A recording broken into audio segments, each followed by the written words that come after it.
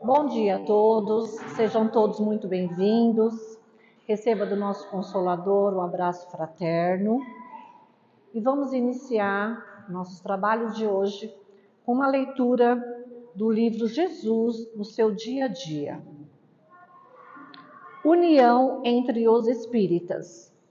Os espíritas necessitam manter sempre unidas as suas forças. Os mais experientes necessitam da energia dos mais jovens. Os mais jovens necessitam dos conselhos daqueles que labutam há décadas na seara dos labores. Por que a desunião?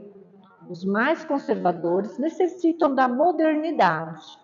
Deixe o coral cantar, alegra o público. Os mais modernos necessitam de algumas posturas conservadoras, que preservam a doutrina de práticas deturbadoras. Por que a desunião? Os dirigentes necessitam compreender mais os seus médiuns, substituindo a disciplina rígida pela orientação fraterna.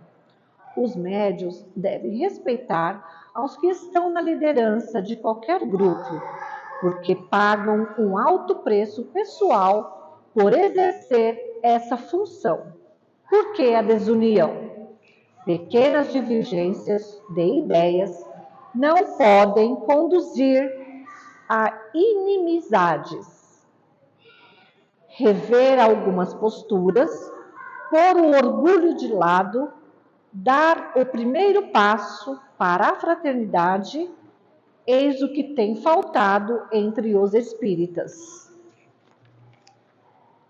Unam-se, se não for por amor, uns aos outros. Unam-se pelo menos por amor ao ideal espírita. Ninguém é dono do espiritismo. O que conta é que somos todos irmãos.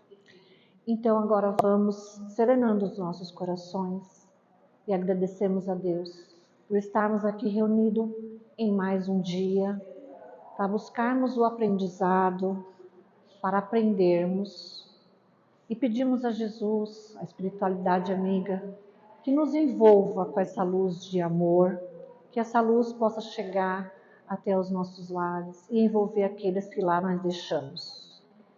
Que assim seja, graças a Deus.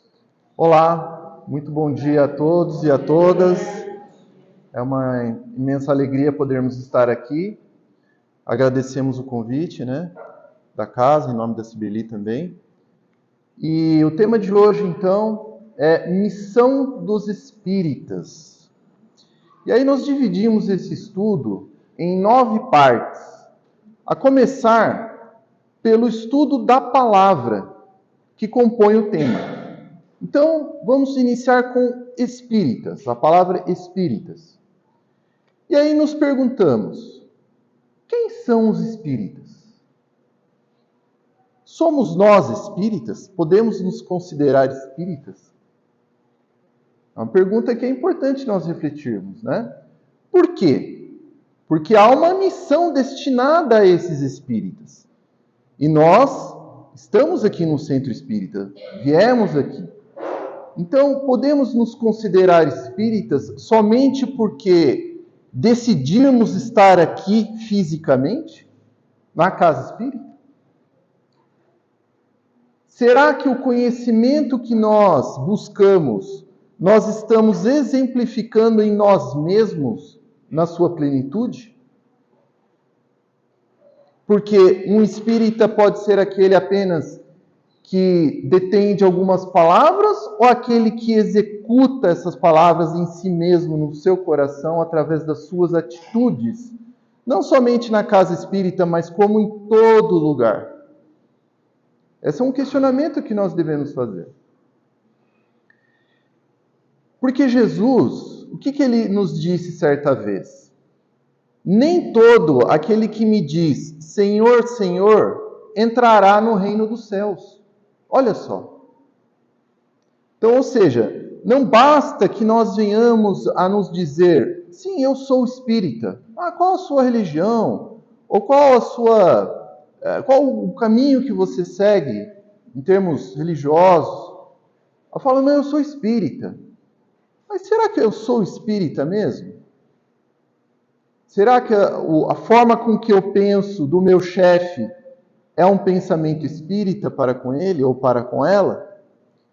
Será que a forma de eu falar para com o meu irmão, ou para com a minha mãe, ou para com o meu tio, é espírita, se ele pisar lá no meu calo? Será que eu vou agir fisicamente com um colega meu que porventura caia na maledicência e me imputa algum pensamento que não é correto, ferindo os meus sentimentos? Será que se eu agir fisicamente, de uma forma agressiva, isso é ser espírita? Então, nós precisamos refletir nisso, porque entre saber e fazer há uma grande diferença. Embora o saber ele seja muito importante, e aqui tomamos como exemplo a questão, por exemplo, dessa localidade física em que nós estamos. O alicerce, a qual ela se fundamenta, ela é importante? Fundamental, não é mesmo? Por quê? Porque se não houvesse as vigas de ferro, de concreto, enfincadas no solo, para que sustentasse todas essas paredes, elas não ficariam de pé. Então, o que seria o alicerce? Seria o conhecimento. E o que é o conhecimento para os espíritas? É isso aqui, é a palestra, é o livro espírita, é a palestra que nós vemos no YouTube. Esse é o que nós chamamos de 1%, que é o alicerce da casa nossa, como aspirantes, Ela é fundamental porque ela sustenta o quê? O fazer. E esse fazer, ele é então os 99% que nós devemos realizar para podermos nos considerar espíritas. Mas tem algo interessante e importante a ser falado. Que Deus, como Ele é maravilhoso, Ele não pede de nós que nós sejamos santos do dia para a noite. Que nós venhamos a ser perfectíveis do dia para a noite. O que Ele nos pede é algo diferente. Esses 99% que é o fazer, que é o transformar a forma de pensar, transformar a forma de falar, transformar a forma de agir materialmente no mundo, Ele o pede no sentido do tempo, através do tempo. São as paredes que são erguidas através desse alicerce do conhecimento, mas com o tempo, e não do dia para a noite. Essa maravilhosa localidade, ela não foi erguida num dia. Levou-se meses, quiçá anos, para que aqui estivesse. E assim para conosco.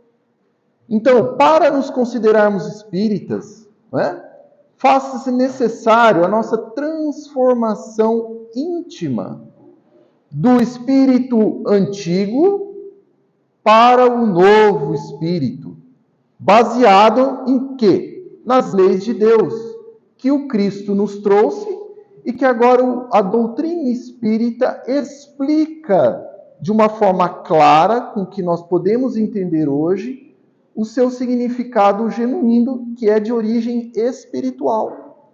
Os ensinamentos de Jesus têm caráter espiritual, moral. Então, por isso, aqui, que Jesus diz o seguinte, olha, reconhece-se o verdadeiro espírita pela transformação moral e pelos esforços que emprega para domar as suas inclinações más. Então, se nós estivermos procurando domar as nossas inclinações más, e aqui veja que importante, não está dizendo que já domou as inclinações más. Não. São os esforços em domar as inclinações más. Então, nós que aqui nos encontramos, nós já demos um passo no degrau. Por quê? Porque escolhemos estar aqui hoje, buscando os conhecimentos das leis de Deus que Jesus nos trouxe. Então, poderíamos, por exemplo, estar naquelas nossas inclinações não tão boas, de preferir ficar em casa, assistindo alguma outra coisa, mas não, nós escolhemos estar aqui. Então, isso já é um ponto positivo. Mas nós devemos sempre o quê? Ampliar isso através dessa busca contínua da melhoria de si mesmos. E aqui há uma recomendação muito importante para que nós venhamos a conseguir fazer esse trabalho de uma forma mais fácil, que é todo o dia, todo santo dia, de nós refletirmos sobre como nós agimos naquele dia, perante as situações, perante as pessoas com qual nós nos relacionamos. Então, por exemplo, geralmente, ao final do dia, então como é que eu reagi, ou como eu agi de forma cristã, espírita, perante aquele meu colega de trabalho que me apresentou uma situação contrária às leis de Deus, Uma calúnia, por exemplo. Como é que eu agi de forma cristã espírita para com ele ou para com ela? Fazer essa reflexão. Será que eu falei, digamos, de acordo com o Evangelho? Será que eu pensei positivamente?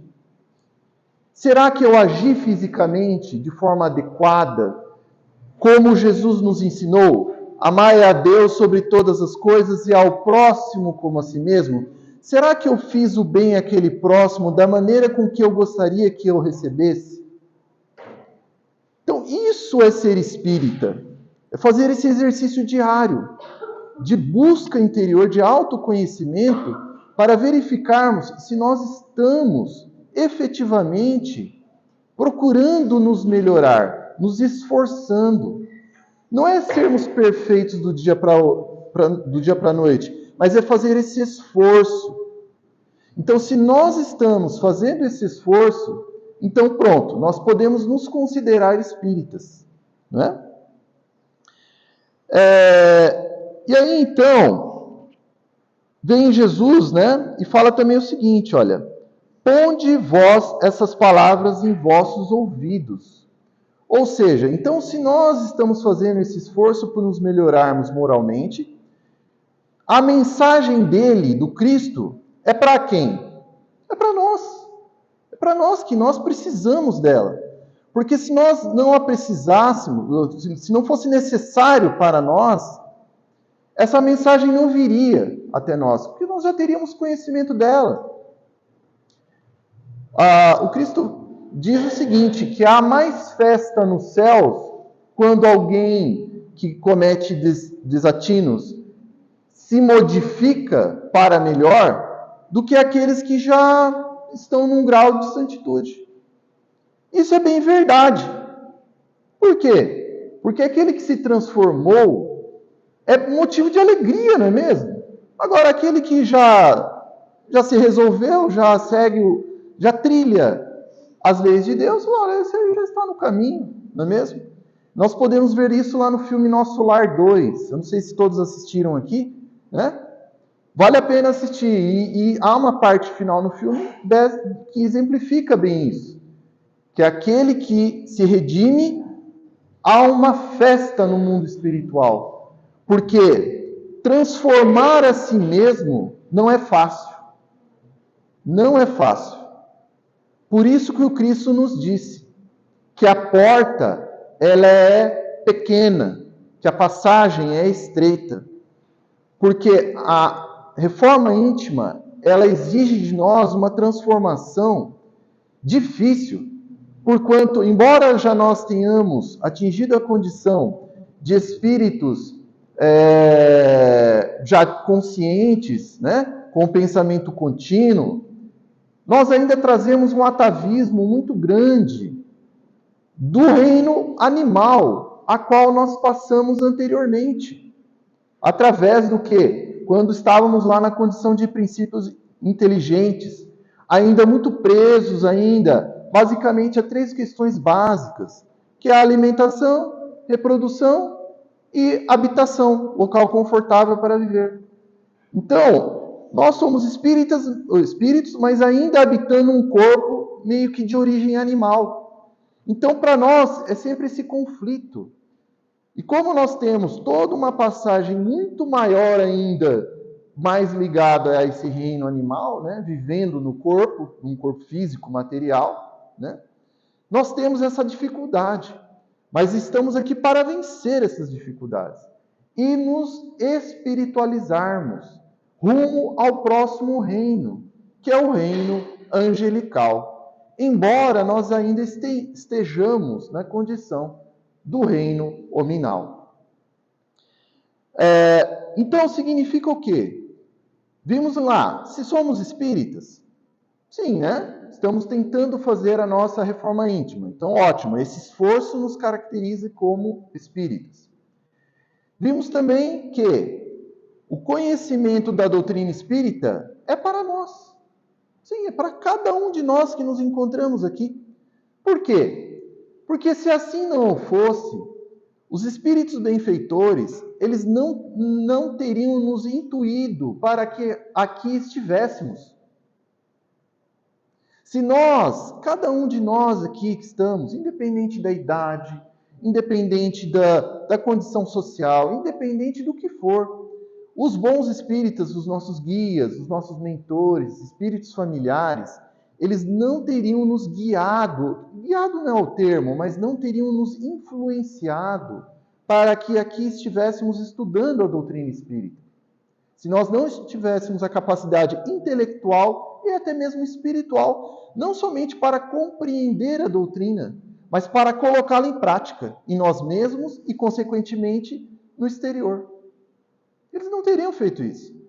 Eles teriam feito algo diferente, como não tem capacidade ainda, então peraí, eu vou influenciá-lo para assistir um filme, outro, ou ir numa outra religião, ou estudar primeiro alguma outra ciência positiva, como a matemática, como a física, como a química, ou como a biologia, ou como qualquer outro. Mas não. Se nós estamos aqui é porque nós temos essa capacidade. E aí o Cristo vem e sanciona essa ideia. Quando ele diz o seguinte, olha, o próprio vento... Não, aqui não foi o Cristo que disse, né? Aqui nós pegamos esse trecho de Emmanuel, que está no livro Vinha de Luz. O próprio vento possui uma direção. Teria, pois, o Divino Mestre transmitido alguma lição ao acaso? Ou seja, se o vento tem uma direção, a doutrina espírita teria sem direção? Não. Então, se ele chegou até nós como esse vento para nós, significa que ele é para nós. Então, quando nós lermos lá o Evangelho segundo o Espiritismo, ou o Evangelho, né, em si, e lermos um trecho de Jesus, vamos pensar assim: o Cristo está falando conosco, com cada um de nós, é comigo que ele está falando. Então, muito bem, né? Esperamos que todos nós estejamos aqui nessa condição de espíritas. Mas se não estivermos ainda, ok, vamos fazer então essa mudança, né? Vamos fazer esse esforço maior. E aí vamos ver então a segunda parte do nosso estudo de hoje, que é com a palavra missão. O que significa missão? Bom, aí nós procuramos o livro, né, que nos traz o significado das palavras, que chama-se Aurélio. E aí o que diz lá o Aurélio? Que a missão significa uma incumbência, um encargo, uma tarefa, um ofício. Então a missão é um trabalho, mas só que não é qualquer trabalho. Ele tem um caráter especial, que é o seguinte, olha, ele tem uma função nobre. Então a missão, ele tem uma função nobre. E convenhamos, né? O evangelho não é qualquer conteúdo, não é? São as leis de Deus que estão ali. É como se Jesus refletisse o próprio Criador naquelas falas que ficaram depois transcritas nos livros e que hoje são faladas por pessoas aí no mundo todo. Então, a missão dos espíritas tem uma função nobre, muito importante, muito relevante. E todos nós que aqui nos encontramos, então, podemos ver que já temos o quê? Uma noção da nossa missão, que ela é relevante. E aí, tem um ponto importante aqui a destacar, que é o seguinte. Certa vez, estava o Cristo pregando num monte, junto com os apóstolos, e estavam com eles uma multidão. Haviam mais de 1000 pessoas junto com eles lá. E estava ficando tarde. E aí os apóstolos se aproximaram do Cristo e disseram-lhe o seguinte: Mestre, permite que a multidão vá até a cidade, porque está ficando tarde e precisam comprar alimentos, porque não havia o que comer ali naquela localidade. E aí Jesus disse o seguinte: não precisa que eles vão. Quais são os alimentos que vocês têm aí? E aí os apóstolos apresentaram 5 pães e 2 peixes, ou 2 peixes e 5 pães, algo assim, não é? Muito bem, 2 peixes, pronto, 2 peixes e 5 pães. E aí Jesus então toma aqueles alimentos, ergue-se os olhos ao céu, os abençoa, e o que ele faz? Ele entrega aos apóstolos e pede para que eles, então, repassem à multidão. E aí, então, ocorre o chamado fenômeno da multiplicação, em que os apóstolos, repartindo aquelas migalhas ali para toda aquela gente, alimenta-os sobejamente, a tal ponto que todos se sentem fartos, felizes, contentes, com um alimento que jamais haviam comido em toda a sua existência. E aí nós trazemos esse exemplo do Evangelho para o tema de hoje e para a palavra missão, em que o Cristo, ele não faz o trabalho todo sozinho. Ele poderia fazer? Sim, poderia. Ele mesmo poderia tomar o alimento e distribuir à população, mas não. Ele faz questão de tomar os apóstolos como intermediários, ou seja, dá trabalho a eles, reparte o trabalho, reparte o pão do trabalho para com os apóstolos. Então, se nós, que já vimos que somos espíritas, e sabemos que a missão ela tem um caráter nobre, e que Jesus reparte o trabalho, que não agora um alimento material para o corpo físico, mas sim um alimento para a alma. Porque o conhecimento, ele é um alimento para a alma, para o espírito. E convenhamos, o Evangelho do Cristo não é um alimento qualquer. Ele tem origem divina. E aí ele toma quem então? Nós que estamos aqui, que somos os novos apóstolos do Cristo. Sim, nós, cada um de nós aqui. Não, mas como assim? Cristo contando comigo aqui em Barueri, no Brasil, na minha condição de morfologia do corpo, ou da minha condição social, ou do meu conhecimento intelectual, ele me convida para ser o seu apóstolo? Sim. Sim. O Cristo, pessoalmente. Cada um de nós aqui. Desencarnados ou encarnados. Porque, novamente, lembre-se, se nós estamos aqui, não é à toa. Nós já temos capacidade intelectual, moral, para conhecer e colocar em prática a doutrina espírita. Então, o Cristo nos dá essa missão, né? Que é de compartilhar agora, não mais o pão somente do corpo físico, mas o pão que alimenta o espírito. E aí, mas por que isso agora, então, na minha existência terrena, agora, nesse exato momento? Por que Jesus não me convidou, por exemplo, há 10 anos atrás? Ou não sei, na encarnação passada? Ou, de repente, por que não na encarnação futura? Há um motivo, certamente. Pessoalmente, já o dissemos, estamos preparados agora. Então, por isso que o convite vem agora. Mas e em termos exteriores? Por que, então, essa missão dos espíritas para o exterior agora? O que nós estamos observando na sociedade atual? Alguém poderia citar um exemplo? O que nós observamos quando nós ligamos a TV e vimos o que está acontecendo em outros países, revoluções culturais, anseios de sociedades que até então eram fechadas, mas que buscam por uma liberdade de pensamento, que buscam algum outro conhecimento. Aqui é mesmo no nosso país. As casas religiosas estão todas elas cheias. Por quê? Porque o espírito busca algo além.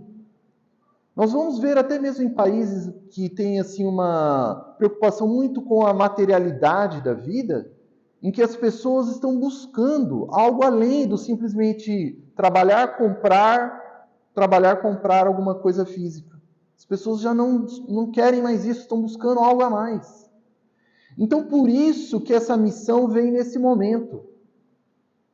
Porque o espírito que habita as coletividades humanas já anseia por algo transcendente à matéria. A matéria já não supre mais a sede do espírito por algo superior às questões simplesmente mundanas. Até mesmo por isso que nós estamos aqui.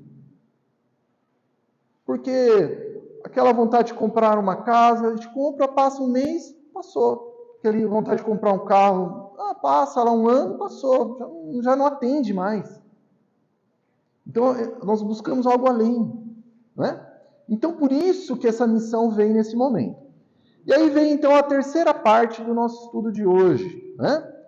Que é a seguinte pergunta. Então, recordando rapidamente. Quem são os espíritas? Aqueles que procuram se transformar. Somos espíritas? Sim, estamos aqui, estamos procurando nos melhorar. O que significa missão? Missão, então, é uma incumbência nobre. Agora, qual é essa missão? Qual é a missão dos espíritas? Então, agora respondendo o tema de hoje, né? Missão dos espíritas. Então, qual é essa incumbência? Ora, o Cristo nos havia falado isso já há 2024 anos atrás. Mas o espírito de Erasto, em O Evangelho segundo o Espiritismo, ele nos fala simplesmente o seguinte, que a missão dos espíritas é ide e pregai. Ide e pregai. Só isso. E aí o Cristo, então, claro, né, o Erasto disse isso, comprovando apenas o que Jesus disse, quando ele falou o seguinte lá, olha, e disse-lhes, ide por todo o mundo, pregai o Evangelho a toda criatura. Essa é a missão dos espíritas. Ide e pregai. Mas então quer dizer que eu devo sair daqui ir falar de evangelho lá na minha família, ir de falar de evangelho lá no serviço, ir de falar do evangelho lá na rua, abrir o evangelho e ficar falando, né, ficar lendo lá o que está no evangelho segundo o Espiritismo? Não necessariamente isso, não somente isso. Porque senão nós nos tornaríamos proselitistas, não é? Não é essa a ideia.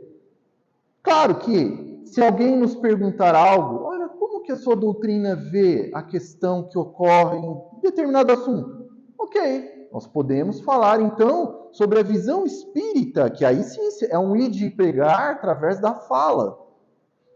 Mas esse ir de pregar é fundamentalmente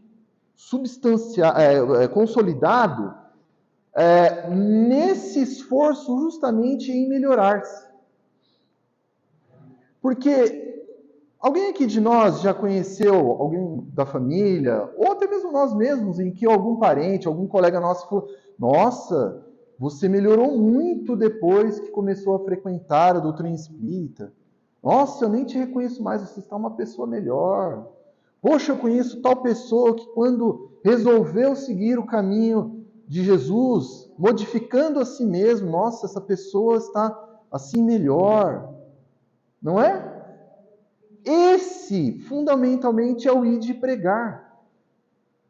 Porque à medida que nos melhoramos, automaticamente nós vamos estar o quê? Emanando um espírito diferente, melhor do que era. Então, se eu era egoísta e passo a ser um pouco melhor altruísta, olha o que nós estamos colocando aqui. Não é mudar da água para o vinho, hein? Porque isso nós sabemos que na natureza nada dá saltos. Por exemplo, vamos pegar um exemplo de evolução, né? Um animalzinho lá que está no processo de evolução. Ele se transforma por exemplo, de um jacaré para algum animal que anda erecto, por exemplo, do dia para a noite. Se a gente estudar biologia, a gente vai ver que nesse processo não é impossível.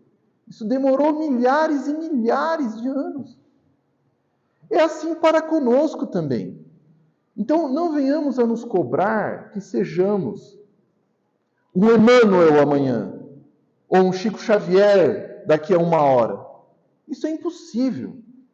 Mas o mais importante bom, ok, eu sei qual que é o meu objetivo, que é Jesus, que é emular Jesus, que é me aproximar da condição moral de Jesus, que Ele é o exemplo, é o guia.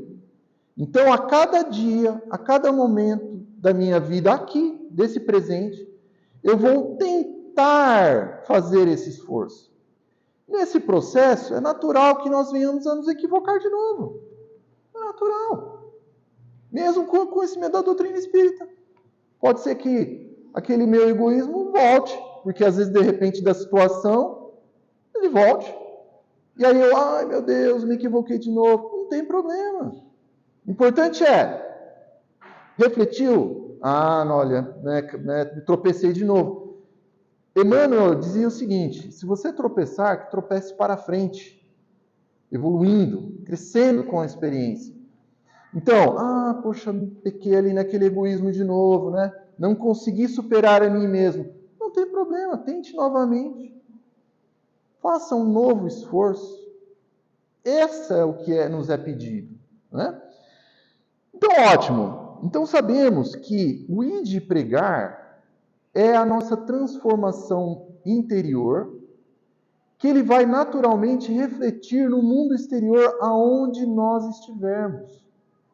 Seja na rua, seja na escola, seja no centro espírita, seja onde for. Essa nossa transformação interior, pautado no Evangelho do Cristo, segundo o Espiritismo, fará então com que nós naturalmente nos tornemos de seres egoístas para altruístas, de seres individualistas para coletivos, e assim por diante. Será um processo natural, não é? Então, ótimo. Então, vimos aqui o quê? O primeiro ponto, né? Somos espíritas? Ok, somos. Qual o significado de missão? Já vimos. E qual a missão? Ir pregar, né? Então vamos ver agora o quarto ponto. Aqui nós vamos acelerar um pouquinho, né? Mas o estudo de hoje é importante, né? E ainda bem que temos aí 50 minutos, né? Para falar. Ótimo. Então vamos lá. A quarta pergunta do estudo de hoje. Para quem se direciona essa missão, então, a qual nós estamos incumbidos? Para quem que é? Alguém aqui arriscaria dizer? Que se nós temos, então, um trabalho a fazer de origem nobre, e somos nós que estamos sendo convidados para tanto, para quem que se destina essa missão de ir e pregar o Evangelho a toda criatura, através da nossa transformação individual, e também, claro, pela fala, por ajudar no centro espírita, ajudar na sociedade a montar uma cesta básica, entregar, a fazer uma oração através da fluidoterapia, através da oração em casa, para quem precisa, também é um ir de pregar. Através da fala, também é um ir de pregar também, fazer palestra, também é um ir de pregar também, claro. Mas, para quem se dirige? Para quem? Oi? Para o próximo. Agora, qualquer próximo? Nós vamos ver que não. Não necessariamente. Por quê? Porque se fosse qualquer próximo, nós poderíamos dizer assim, não, eu só vou pregar para quem eu amo. Então, eu só vou pregar lá para minha família. Eu só vou lá pregar para os meus amigos. Porque é aqueles que eu amo, eu me sinto bem, eles me tratam bem, eu os trato bem. Então, está tudo em casa. Mas não. O ir de pregar, ele fundamenta-se naqueles de nossos irmãos e irmãs que não são cristãos, que não seguem a lei de Deus. E aí entra uma dificuldade nossa, porque muitas vezes nós não queremos isso. Nós não queremos, porque é difícil. Porque todo aquele que dá um bem, recebe o que em troca? O bem? De quem não tem o bem, não pode se receber um bem de volta. Então, por exemplo, aqui, né, o Evangelho fala, olha, aos avarentos, necessitados de exemplo de desinteresse. Então, olha só, se nós nos transformamos de avarentos em desinteressados, para quem nós vamos ensinar o desinteresse? Para aqueles que estão na nossa retaguarda, que ainda estão na condição de avarentos. E assim vai, olha, para os dissolutos, né, os carentes de abstinência. Então, se nós nos transformamos, né, de dissolutos para abstinentes, então o que nós vamos ensiná-los? Aos que, novamente, estão ali necessitados? Abstinência. Então, lembra-se da reforma íntima? Por isso que é necessário. Porque para ir e pregar, nós temos que dar o exemplo próprio. E aí se faz essa necessidade. Então, aos doutores da lei, se não a humildade, né? Aos sábios, aos grandes, que às vezes detêm de um conhecimento, mas que pensam ser orgulhosos, saberem de tudo, e que não necessitam do conhecimento das leis de Deus. Né? A única coisa que toca é a humildade. Se nós formos com a mesmo nível de querer sermos doutores da lei, eles não vão nem se interessar. Então, a missão dos espíritas, ela se destina fundamentalmente a todos de nossos irmãos e irmãs necessitados. E aí vem a nossa dificuldade, porque vamos tomar o exemplo do pernilongo. Sabe aquele bichinho que fica voando assim, que vem e pica a gente? Quando o pernilongo pica, o que ele faz? Ele chupa o sangue e o que ele dá em troca? Um veneninho, né? Uma coisa que deixa a pele toda coçando, doendo, dolorido, não é? É a mesma coisa. Tomando esse exemplo por abstração, fica fazendo barulhinho no ouvido da gente, irritando a gente quer dormir e fica lá aquele barulho, né? Então, a missão dos espíritas é como se fosse para algo semelhante. Nós vamos dar o sangue da vida, que é o conhecimento que Jesus nos trouxe, E o que nós vamos receber de volta? O veneninho lá do pernilongo. E aí que muitas vezes o espírita perde aquela o quê? Aquela oportunidade porque não quer. Ah, não, eu quero sempre coisas boas para mim. Esquece que a nossa missão é semelhante à do Cristo, que deu até mesmo a sua vida. E o que ele recebeu de volta? A cruz. A cruz. Então, tenhamos isso em consciência, né? Que essa missão dos espíritas, ela se baseia em ir de pregar, mas o que nós vamos receber, claro, de Deus, não nesse plano material necessariamente, mas na verdadeira vida no plano espiritual, a recompensa que virá de Deus e não dos nossos semelhantes. E é fácil fazer essa missão? Bom, aqui a gente já adiantou, né? Não é fácil.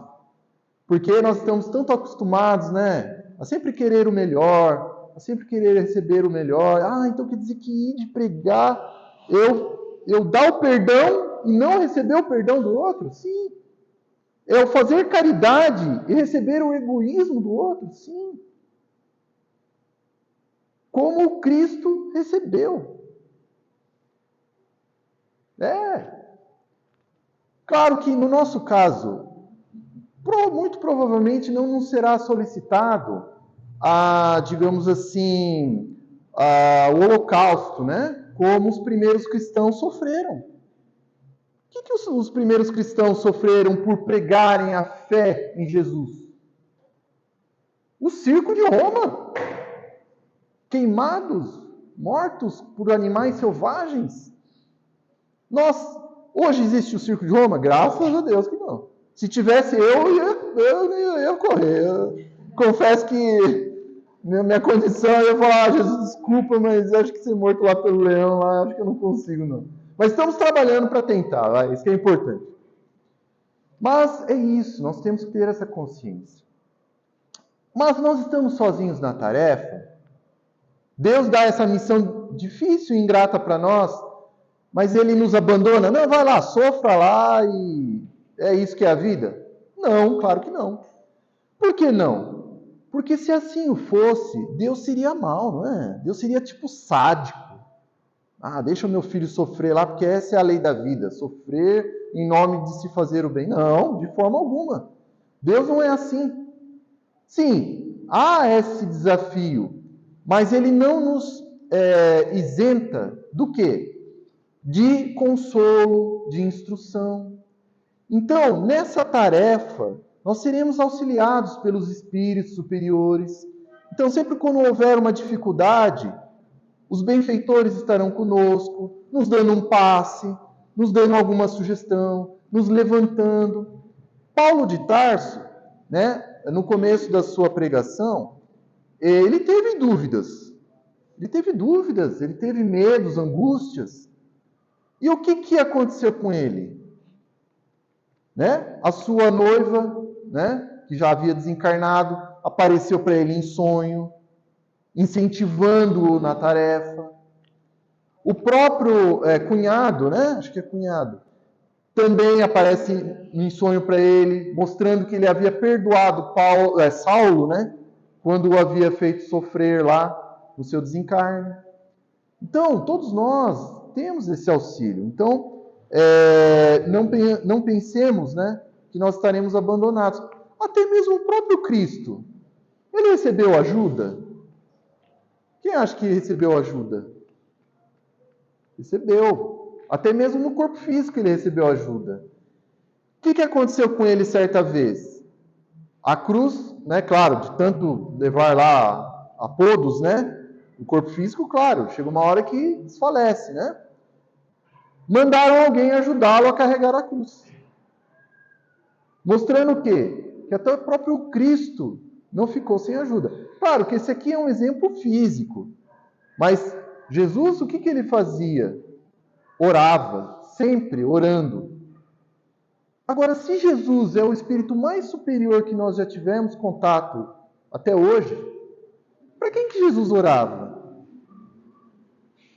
para Deus. Mas se a evolução é infinita, não existe um espírito superior a Jesus? Com certeza. Então, se Jesus orava por um espírito superior a ele, a condição moral e intelectual dele, e recebia auxílio, que sabe de nós? Também é o mesmo princípio. Então, não nos preocupemos. Na nossa missão de ir e pregar o Evangelho a toda criatura, em todo o mundo, em todo lugar, em casa, no trabalho, na escola, no centro espírita, nós teremos esse auxílio. E aqui, só finalizando, quais os cuidados que nós temos que ter, então, para que nós não venhamos a nos perder nessa missão? Porque há muitos de nossos irmãos e irmãs espíritas que acabaram se perdendo na missão. Então, é nós o quê? Procurarmos exemplificar sempre a caridade genuína, a não perdermos de vista, jamais. Então, se porventura alguém nos convida, por exemplo, como médiuns, né? Caso seja também essa missão, que é uma missão também de ir e pregar, a cobrar pela mediunidade. Nossa, eu vou ganhar muito dinheiro, né? Se eu usar da mediunidade. Pensemos bem, porque essa é uma forma de nós nos perdermos. Porquanto os espíritos superiores deixam bem claro que todo bem que nós venhamos a fazer é fundamental haver o desinteresse absoluto. Então, jamais cobrar, seja financeiramente ou até mesmo de outras formas, né? Gratidão, cargos, né? Seja cargo, seja onde for. Então, nós venhamos a refletir muito para que nós não venhamos a nos perder. E então, para nós finalizarmos, né? Nós gostaríamos de convidar a todos a acompanhar uma oração em forma de música, que ela é muito linda. Chama Oração de São Francisco. Acho que todos aqui conhecem, né? Nós gostaríamos de convidar a todos e a todas para que nós venhamos a refletir no que São Francisco está dizendo, que ele reflete exatamente, então, o que é a missão dos espíritas, tá bom? O nosso irmão Miguel, né? Ele vai cantar para nós e vai tocar para nós, e aí a gente reflete juntamente com ele sobre o que São Francisco aqui diz, que resume bem a missão dos espíritas, tá bom? Miguel, obrigado.